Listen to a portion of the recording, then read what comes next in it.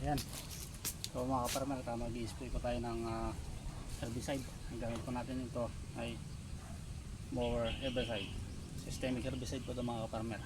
Kaya ito po ay sabi nila na hindi pwede sa halaman. Ipapakita ko po sa inyo. Bali, nalagay po natin, timpla po natin ito. Ayan, isang lata ng sardinas.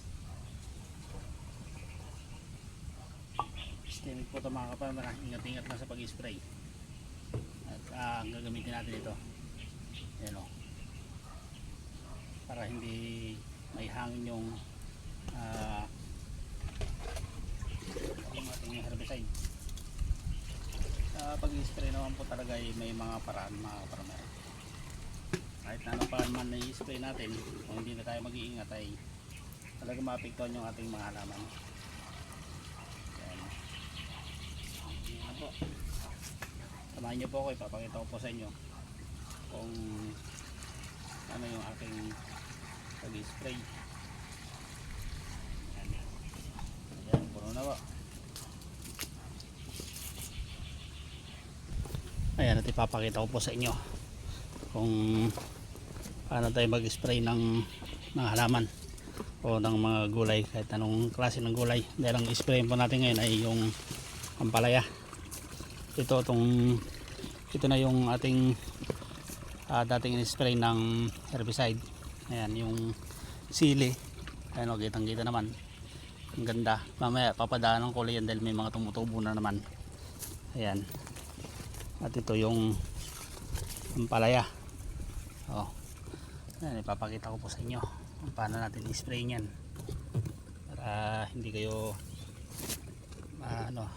yan, tingnan nyo pong maigi. Yan, dandan muna ako mga kaparmer. Lagay po natin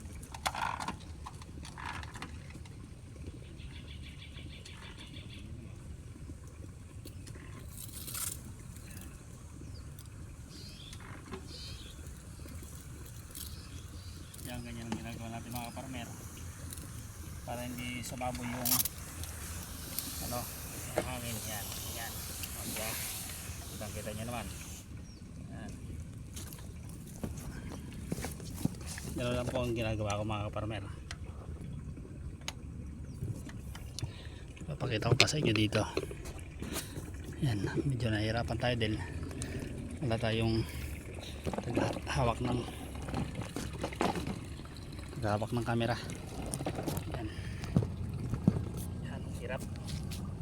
Gusto ko lang ipakita sa inyo